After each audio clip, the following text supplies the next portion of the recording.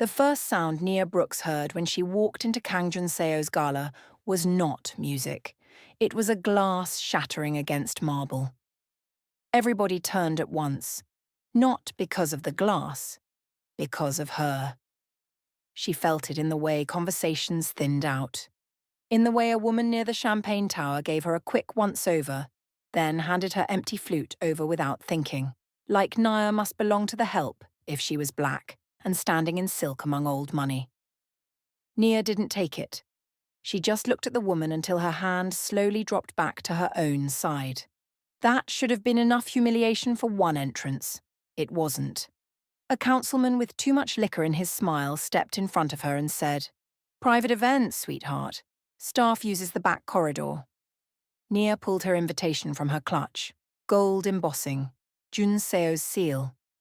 "Then it's a good thing I'm not staff." He still grabbed her wrist. The cracked jade bracelet there clicked softly against his watch. A small sound, almost delicate, and for one strange second she saw the room beyond him go still. Not quiet, still. The kind of stillness that meant something powerful had just stood up. Kang Jun-seo crossed the floor without rushing. Black suit, unreadable face. A calm so cold it made the councilman let go before the man even reached them. "Take your hand off my guest," Jun-seo said softly. Then a bodyguard touched his earpiece and went pale. "Boss," he muttered, "there's a shooter across the street." Nia's pulse kicked hard. Jun-seo's eyes dropped once to her broken bracelet, and something like recognition cut through his composure. That was when she realized the mission she'd walked in with was already slipping out of her control. When the mafia boss looked at her bracelet like it belonged to a memory he'd buried alive, Nia knew she had just stepped into the wrong story. Nia had come to Seoul with a purpose and a lie. Officially, she was a risk consultant from New York, hired to help Kang Holdings identify internal leaks. Unofficially, she was working with Daniel Price, a federal liaison who had spent weeks building Jun-seo into a monster with polished files and careful facts. Smuggling routes, shell companies, missing witnesses. Price had one goal: get close, get proof, get out. He chose Nia because she was smart enough to survive the room and angry enough to stay in it. Her father had died 10 years ago in an accident, tied, according to Price, to one of Jun-seo's routes. Nia never stopped hearing that word in quotation marks. Accident. As if a man could be erased and grief should politely sit down afterward. So she entered the gala ready to perform.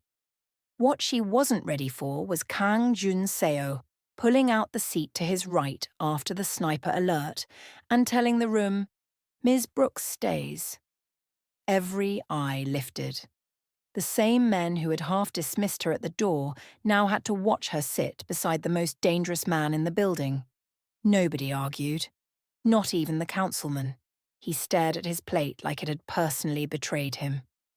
Public power reversal number 1 happened with no speech, no raised voice, no spectacle. Just Jun-seo placing her exactly where nobody thought she belonged. Dinner resumed under low gold light and the smell of grilled fish, truffle oil, and old whiskey. Nia answered questions when asked. Let people underestimate her once, never twice. Across the table, Jun-seo's uncle, Kang Do-won, smiled too smoothly. He watched everything. When dessert came, Jun-seo leaned slightly toward her. "Where did you get that bracelet?" he asked. "It was my mother's." His expression changed. Barely. But Nia saw it. Pain. Quick and real. Before she could ask why, a waiter slipped an envelope beside her plate. No name, no note, just a photograph inside. Her father. Younger. Standing near a black sedan. And reflected faintly in the car window behind him was Jun-seo. If Jun-seo had known her father before his death, then Daniel Price had sent her into this empire with more than one lie. Jun-seo's headquarters sat high above the city in a tower wrapped in glass and silence. The place smelled like cedar, polished stone and money old enough to stop performing. Cool marble underfoot. Soft lighting that made everyone look more composed than they felt. Nia had worked in elite spaces before, but this one had a different kind of gravity. Nobody wasted words here. Nobody wasted mistakes. By the third day, she understood the rhythm of the building better than most of the men who'd worked there for years. She found duplicated invoices buried under routine logistics updates, traced a suspicious insurance pattern through 2 shipping subsidiaries, and learned exactly which executives liked to speak over her when Jun-seo wasn't in the room. She let them try. Then she corrected them with numbers. At night, she returned to the apartment she shared with her younger brother Micah. Their place was small and warm and a little worn around the edges, the radiator moody, the kitchen light too yellow, the hallway carrying the familiar smell of old soup and laundry detergent. Micah did calculus at the table with his headphones half on and one eyebrow raised every time she came home late. "This job feels shady," he said one night. She dropped her keys into a bowl. "That's because you're 17 and think everything is shady." "It is when you start lying before I've even finished asking." Nia smiled, but it didn't hold. Later that same night, Jun-seo called her into his office. Rain streaked the windows behind him. The city glowed in blue-grey layers, blurred and restless. He stood with one hand in his pocket, the other resting lightly against the back of a chair. "I read your report," he said. "And?" "You're either very good at what you do," he said, "or very good at pretending." Nia lifted her chin. "Maybe both." His gaze dropped to the bracelet at her wrist. "You wear it every day. It stays on, even broken, especially broken." For the first time, she saw something openly human move across his face. Then she left his office and found another envelope waiting at her desk. Inside was a single line written in neat block letters. "Ask him about the church." The moment Nia read that note, she understood somebody inside Jun-seo's empire wanted the past dug up before it buried her. The boardroom fight started politely. Those were always the worst kind. Jun-seo sat at the head of the long table while his senior executives reviewed the quarter's losses. Screens glowed, water glasses sweated on coasters. The skyline beyond the glass looked expensive and untouchable. Nia stood near the monitor, ready to present the discrepancy report she had spent 2 sleepless nights building. She barely got through the first slide before one of Do-won's men interrupted. "With respect," he said, smiling like it cost him nothing. "Maybe we should have someone more familiar with our culture explain internal family operations." There it was, clean enough to deny, dirty enough to land. Nia clicked to the next page. "Culture didn't forge the invoices." A few mouths tightened. Somebody coughed to hide a laugh. The man kept going. "These are complicated structures. It's easy for outsiders to misunderstand." Nia looked straight at him. "Then I'll simplify." She walked them through every missing transfer, every phantom vendor, every doctored delay. No flourish, no heat, just precision. By the time she finished, the room was no longer looking at her like decoration or intrusion. They were looking at her like a threat. Do-won leaned back. "Strong presentation. I wonder who prepared her for such confidence." Before Nia could answer, Jun-seo spoke. "Ms. Brooks prepared herself." The room went quiet. Public power reversal number 2 landed harder than the first because this time he didn't just shield her. He backed her authority in front of men who had spent the whole meeting trying to reduce her. Jun-seo closed the file. "Director Choi is suspended. Effective now." The director went white. Afterward, in the corridor, Nia finally let out a breath. Jun-seo approached with that same measured stride that always made other people nervous. "You embarrassed dangerous men today," he said. "They should try being less embarrassing." The corner of his mouth moved, and if you can already feel the ground shifting under her, don't look away now. Because when she reached home that night, Micah was downstairs talking to one of Jun-seo's bodyguards. The second Nia saw her brother standing beside Jun-seo's car, she knew the danger had stopped being professional. Rain had started by the time she crossed the street. Micah looked up, confused more than scared. backpack hanging loose from one shoulder. The bodyguard stepped back at once, palms open, respectful. "Why are you near my brother?" Nia snapped. Before the man could answer, a car door opened behind him. Jun-seo stepped out into the rain as if cold and weather simply didn't apply to him. Dark coat, damp hair at the temples, face carved into that familiar stillness. "Because your address was sold," he said. Nia went cold. "What?" He opened the rear car door. "Get in." Inside, the car smelled like leather, cedar, and the faint trace of smoke that clung to his world. City lights washed across the windows as he handed her a file. Daniel Price. Photos, timestamps, bank transfers. One meeting after another between Price and men connected to Do Won. And there, printed in black and white, was her address passed along from an official system that should have protected it. She stared so long the letters blurred. Jun-seo's voice was quiet. "I wanted proof before I told you." Why protect Micah? That was the first private vulnerability moment, and it arrived so softly she almost missed it. Jun-seo pulled back his sleeve. A scar marked his wrist, pale and clean, old enough to have settled into him. "Years ago," he said, "I was hurt behind a church. A girl found me before my men did. She wrapped her scarf around my arm and told me not to die where people could see." His eyes lifted to her bracelet. She wore broken jade. Memory hit Nia in a rush. Rain, hymns leaking through basement walls, her hands shaking as she pressed fabric to the arm of a stranger too stubborn to stay conscious. "You," she whispered. He nodded once. The car went silent except for the rain ticking against glass. Then he said, "I did not kill your father." Nia looked at him, and for the first time since this began, the man she had come to destroy no longer looked like her enemy. If Daniel Price had used her grief to send her after the wrong man, then Nia's whole life had been bent around a lie. 3 nights later, she found herself in Jun-seo's penthouse kitchen at 1 in the morning, wearing one of his shirts because the rain had soaked through her blouse on the drive over. The penthouse should have felt grand. It didn't. Not there. Not in the kitchen. There was warm wood, one low lamp over the counter, steam lifting from a pot of juke. Simple rice porridge, the kind his Ioma, his mother, used to make when he was young and couldn't sleep through storms.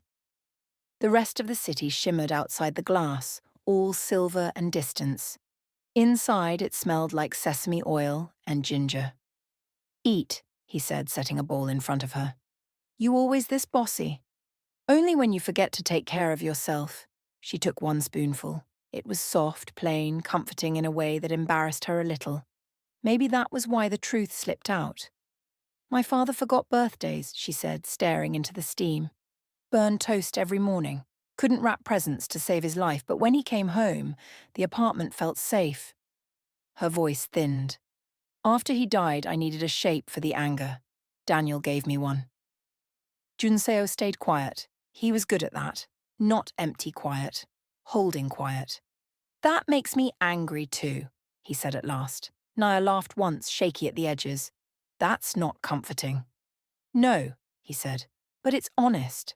That was the second private vulnerability moment, not dramatic, not confessional, just 2 people dropping their guard because the hour was late and the room was soft and neither of them had the strength left to pretend. Jun-seo placed a key on the counter between them. "If you want to leave," he said, "there's a car downstairs. My men will get you and your brother wherever you ask." She looked at the key. "You'd let me walk?" "Yes." Not because he didn't care, because he did. Nia left the key where it was. When she finally looked up, his eyes were on her mouth for just a second before his discipline returned. Neither of them said what had changed. Both of them felt it. The moment Nia chose not to touch the key, the lie between them stopped being the most dangerous thing in the room. The invitation to the Kang Memorial Banquet arrived the next morning, heavy cream paper, black ink. Family seal stamped so deep into the card it left an impression on her thumb. Jun-seo's father's death anniversary. Every blood relative, ally, and enemy important enough to matter would be there. Do-won wants an audience, Nia said. Jun-seo adjusted his cufflinks without looking up. He wants a sacrifice. They spent the afternoon going through a storage box of her father's things that she'd kept shoved in the back of her apartment closet. Old church programs, receipts, a photo of him carrying Micah as a baby with one shoe untied. Nia had avoided the box for years because grief had a smell, and it lived in cardboard. At the bottom sat a folded note in her father's handwriting. If anything breaks, trust what remains. Nia read it twice. Jun-seo's gaze drifted to the bracelet at her wrist. Cracked jade joined by a thin silver seam. Your father gave that to you? He asked. My mother did. He made me promise never to take it off. Something in Jun-seo's face sharpened. Before she could ask why, Micah shouted from the other room that somebody had been asking neighbors questions again. Jun-seo went still in that frightening way he had, the way silence around him stopped feeling empty and started feeling armed. You and Micah are moving tonight, he said. Nia stood. No, it isn't safe. I know. You're arguing with me anyway. Yes. He stepped closer. Not to crowd her, just enough that she could see the exhaustion under his control. Proud women are difficult. Calm men are worse. For one brief second, warmth touched his eyes. Then it vanished. Wear the bracelet tonight, he said, and stay beside me. She wanted to ask why. She also knew he wouldn't answer until he was certain. So she fastened the clasp, lifted her chin, and went to dress for a room that was already planning her downfall. By the time Nia entered the memorial hall, she had begun to suspect the truth about her father had been hanging from her own wrist for years. The memorial hall glowed with old grief and expensive restraint. Black lacquer screens, white flowers, low amber light. Men in tailored black bowed to one another with sharp, practiced respect.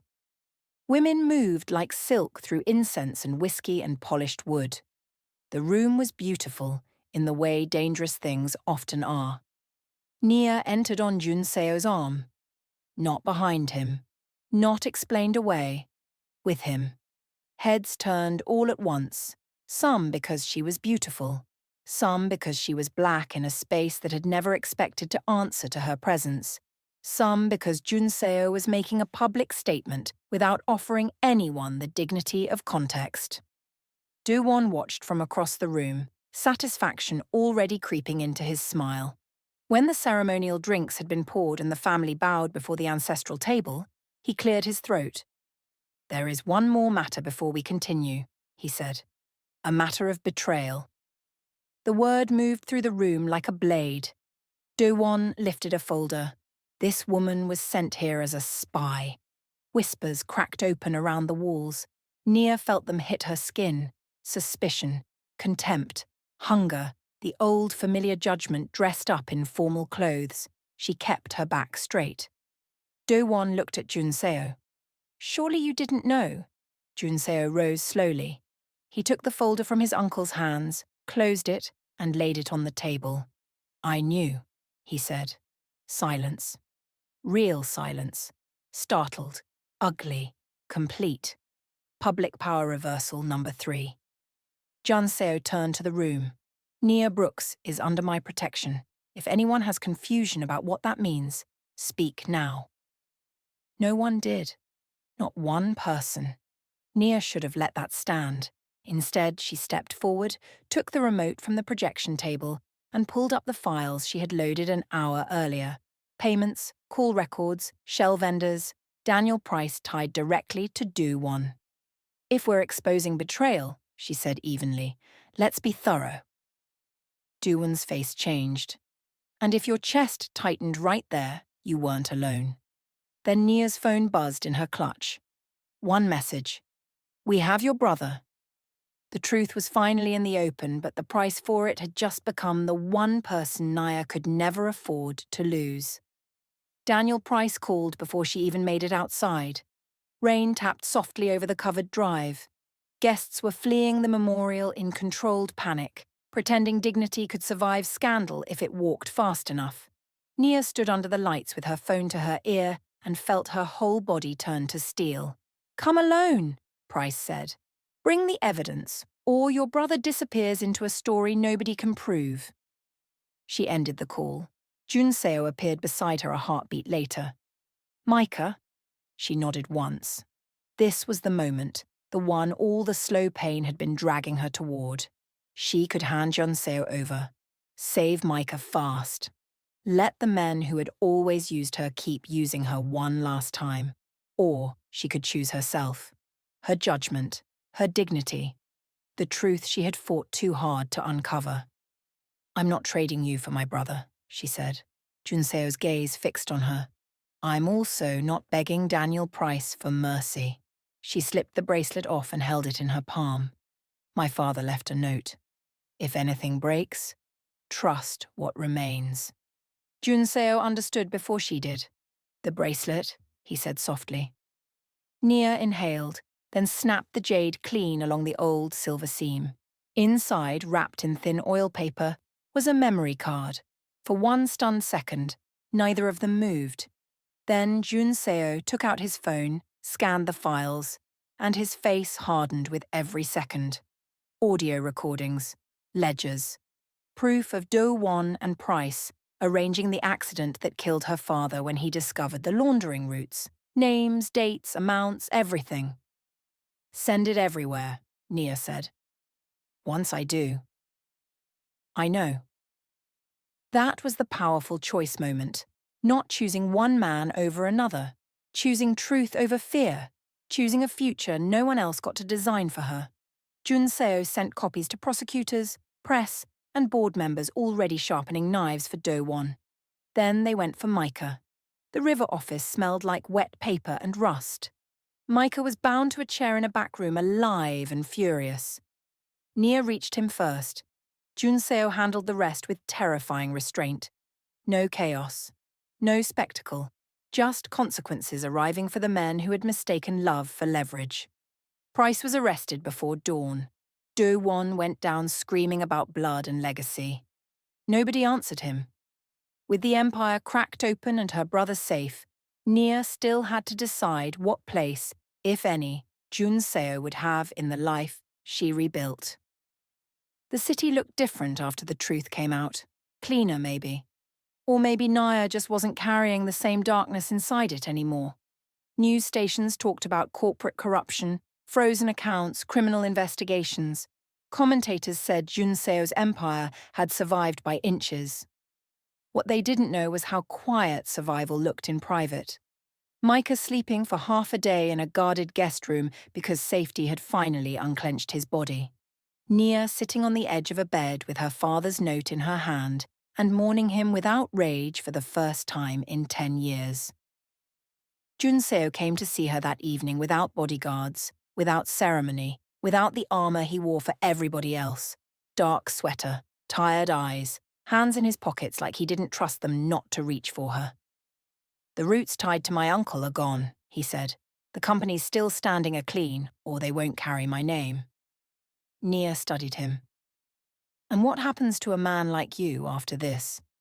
He looked at her for a long moment. "That depends on what kind of life he's allowed to earn." The honesty of it caught her off guard. "You'd let me leave," she said. "Yes. Even now?" "Yes." Because his love, if that was what it had become, had never once asked her to be smaller so he could feel bigger. It had shown up in keys left on counters, jackets over her shoulders, guards outside Micah's school, silence held gently when her grief needed room. Nia crossed the space between them. "I'm not choosing a cage," she said. "You won't have one. I'm not becoming a woman who needs saving either." At that, something warm flickered in his face. "You never were." Her breath left her in a rush, so she touched his hand first. Jun-seo looked down at their joined fingers as if the gesture had reached somewhere deep and careful inside him. When she kissed him, he answered slowly, reverently, like he understood exactly what it meant that she was here by choice and not by circumstance. When they parted, his forehead rested against hers. "Gomawo," he murmured. Thank you. This time she let herself smile. What made Nia stay wasn't power or protection. It was the rare, almost holy relief of being loved without being controlled. 3 months later, the luxury restaurant where it had all begun opened its private floor for a quiet dinner. Same chandeliers, same polished marble, same city spilling gold beyond the windows. But this time, nobody mistook Nia Brooks for staff. She stood by the glass in a deep green dress, one hand curved around a water glass, the other resting lightly at her side where a familiar bracelet circled her wrist. Jun-seo had repaired the cracked jade, not by hiding the break, but by tracing it with gold so the wound became part of the beauty. Micah, finally relaxed enough to be obnoxious again, was in the corner arguing with the pastry chef about whether chocolate cake counted as therapy. Jun-seo came to stand beside her. No announcement, no performance, just presence. He turned her wrist gently, studying the bracelet as if it still carried the force of the night it changed both their lives. Maybe it did. You kept the crack, she said. Yes. Good. His thumb brushed once over her pulse. Some things shouldn't be erased. Nia looked up at him. The man she had entered as a lie. The man who had become, somehow, the safest place in a world built on power. Outside, rain began to fall, soft against the glass. Inside, Jun-seo slipped his coat over her shoulders even though she wasn't cold, and she let him. Not because she needed rescuing, not because she belonged to him, because love, the earned kind, sometimes looked like quiet habits no one else noticed. When they finally walked out together and the luxury car door opened with that soft, familiar creak, Nia took his hand and got in smiling. And for the first time, the future didn't feel like something she had to survive. It felt like something waiting for her to arrive.